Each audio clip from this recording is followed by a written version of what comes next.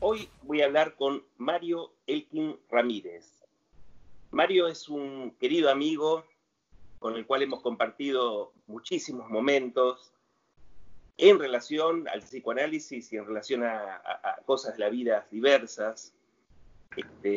Con el psicoanálisis nos hemos encontrado en muchísimos lugares donde el psicoanálisis nos reunió, pero yo siempre tengo muchos recuerdos de cosas compartidas, de ir a la escuela de orientación lacaniana, acá en Argentina, y durante una temporada muy larga encontrarlo a él siempre.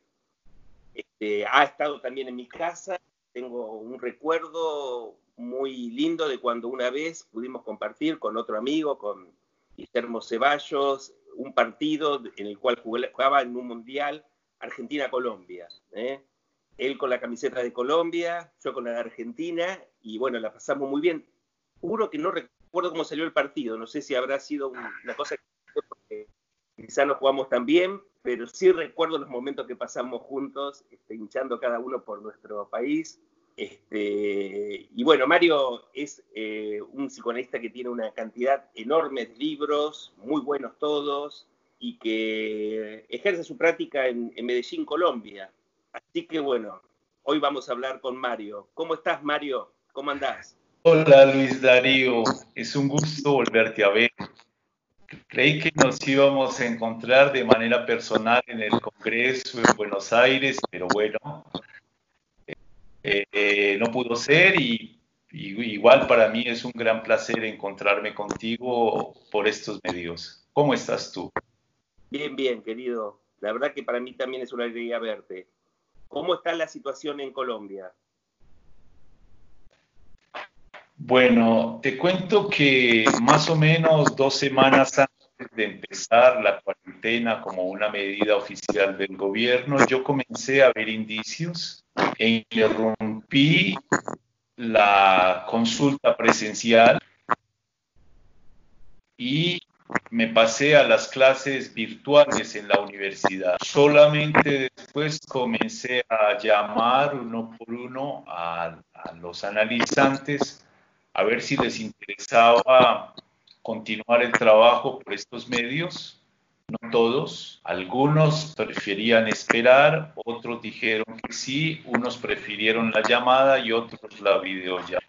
El asunto está muy complicado porque si bien ya comienza a haber un número importante de contagiados y de muertos y hay toda una preparación a nivel de la salud para recibir la contingencia, la gente piensa que todavía esto es un juego, que eso está pasando solo en la televisión, o hay teorías conspirativas, hay miles de delirios.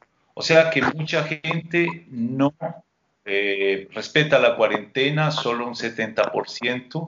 Incluso el gobierno mañana va a dar salida al sector de la construcción sin que acabemos todavía de subir la curva. Eso es una cosa muy, muy difícil, porque creo que esta epidemia ha revelado, como si fuese un escáner, no solamente todas las falencias, Estado por Estado, gobierno por gobierno, a nivel de los sistemas de salud, que era un derecho, lo privatizaron y lo volvieron un negocio, sino también la educación, el empleo, la carencia de la gente, la oposición que tienen, están entrampados entre o nos morimos de hambre o nos morimos de coronavirus. Es entonces una situación social muy complicada. ¿Y habrá particularidades que vos estás escuchando en la gente que tenés, con la cual estás hablando, de cómo se está viviendo la cuarentena, qué está pasando en la vida familiar de cada uno? También en eso Bueno, hay cuestiones que se juegan importantes. Sí, mira, hay personas que están asumiendo la cuarentena solos, otros en pareja, otros en familia, otros se fueron a vivir con los padres, entonces, o familias que se juntaron para estar juntas, y eso ha dado dificultades. Por ejemplo, pienso que las personas solas, sobre todo, es confrontados con su propia soledad de manera más esencial. Otros que están en pareja, 24 horas sobre 24, pues te digo que ha aumentado en un 400% la violencia intrafamiliar y violencia contra las mujeres. Y otros que se quedaron en casa de los padres porque encontraron que era la manera de aprovechar el tiempo y arreglarlas, pues a veces no va tan bien. Entonces en las consultas, a veces por el hacinamiento es difícil porque hay personas que están en la misma habitación y entonces no pueden hacer una sesión donde hablen de manera libre. Algunos tienen que aprovechar el paseo de la mascota para llamarme y en ese momento poder tener las sesiones. Otros sí tienen, digamos, espacio suficiente, como 2 o 3 ambientes para poder aislarse y mucho respeto del uno y del otro en las actividades. Entonces es algo muy diverso. Y también depende, pues, como del síntoma, porque hay gente que, por ejemplo, un chico psicótico que veo que oye voces, entonces no soportaría una llamada donde el analista se le vuelva una voz más, requiere de, digamos, el soporte de la imagen por ahora, ya que no la presencia. Pero también hay personas que prefieren solo la llamada telefónica y otros que simplemente tomaron una pausa en su tratamiento. Pero ha habido sin duda algo diferente en lo que es la dinámica familiar. Ha cambiado, algunas personas se han encontrado, otras están teniendo problemas por el acercamiento precisamente, ¿no? Por el confinamiento, ¿no?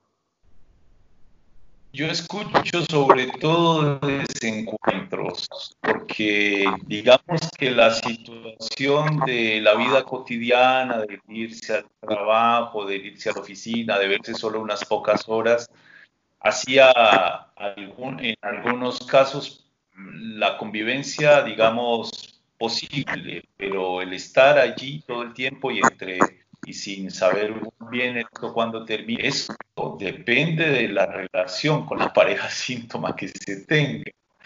Y para otros es simplemente una cosa insoportable tener que volver a vivir con los padres.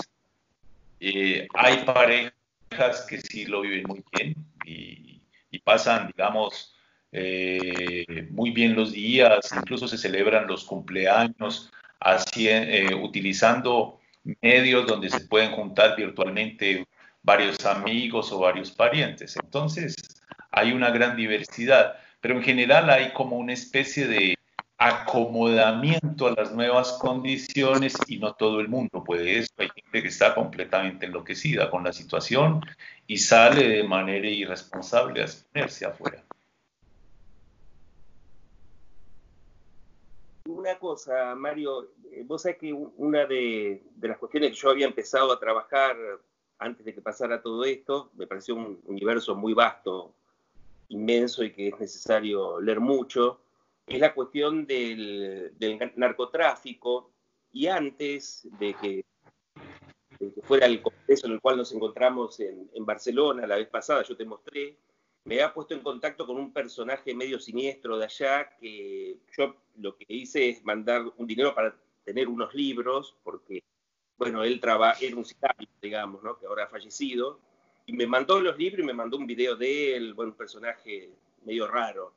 Pero siempre los que estamos lejos de Medellín, yo he conocido Cali, no Medellín, he estado en la ANEL de Cali, siempre estamos y trabajamos el tema del consumo, pensamos en Colombia como uno de los lugares donde se juegan todas estas cuestiones ligadas al narcotráfico y al consumo. ¿Qué pasa en tu ciudad? ¿Qué es lo que ves?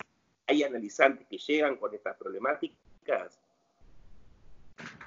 Bueno, mira, hace muchos años Jacqueline Miller habló de el factor C como factor cultural.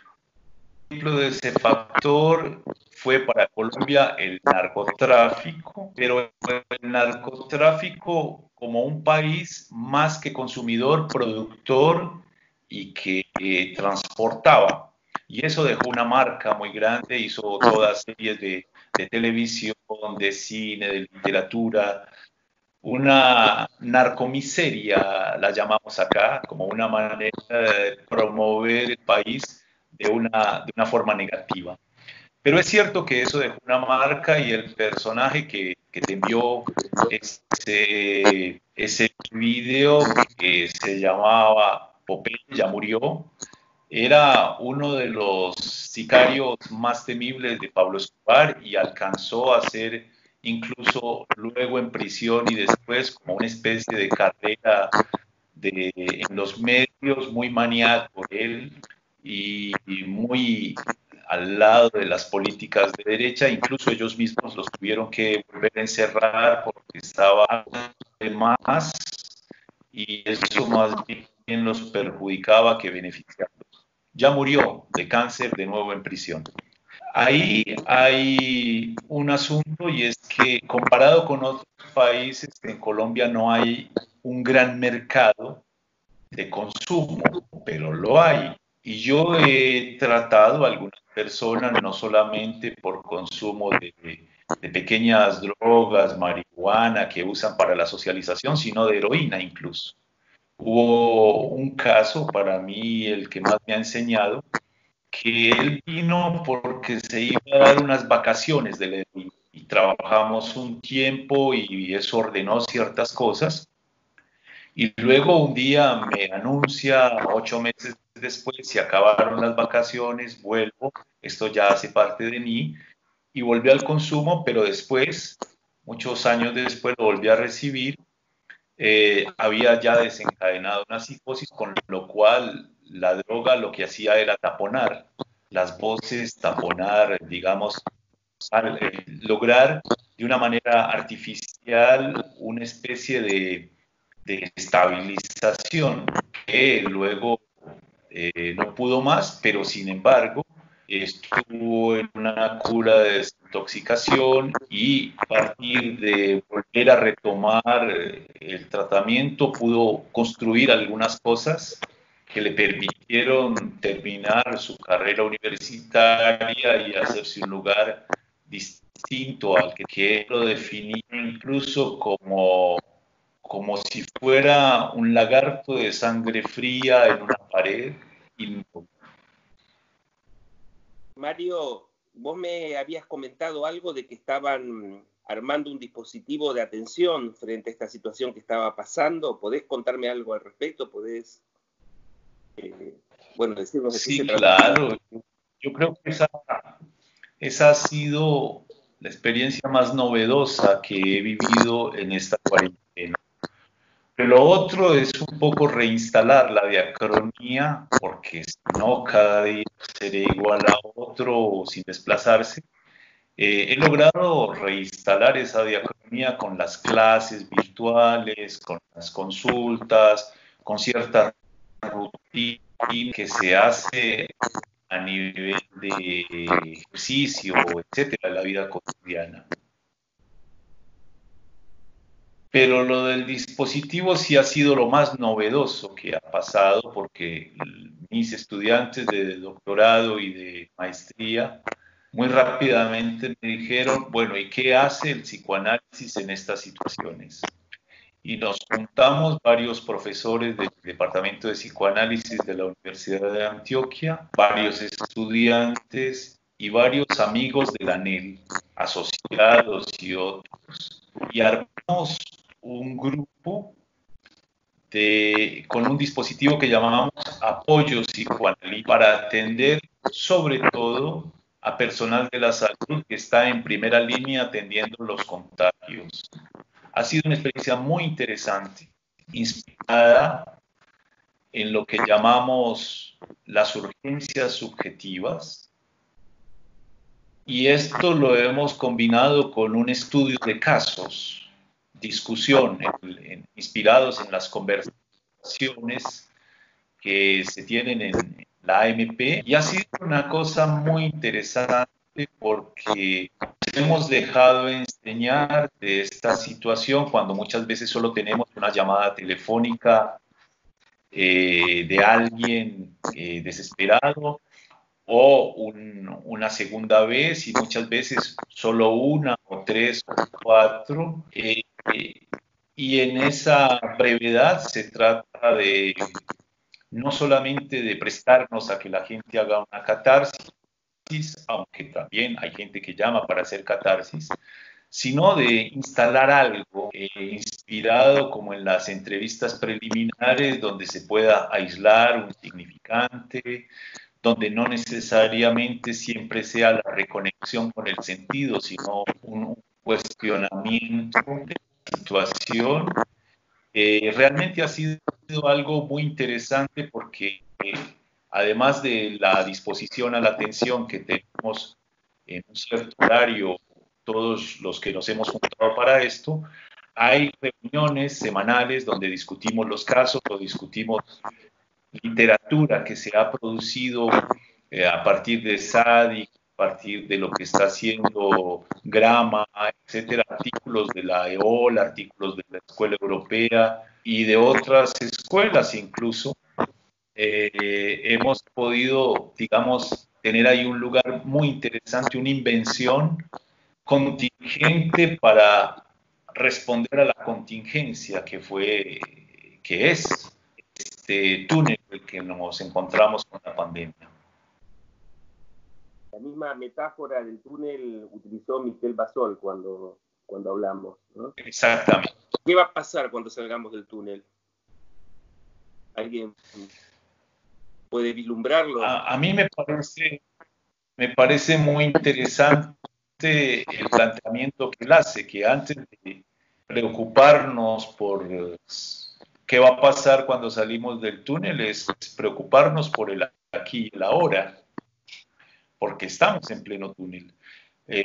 Son muy pocos países que lograron aplanar la curva o que ya pasó la primera oleada. En realidad todos los demás, y en especial Latinoamérica, estamos subiendo. Hay que ver, por ejemplo, lo que pasa en el país hermano de Ecuador.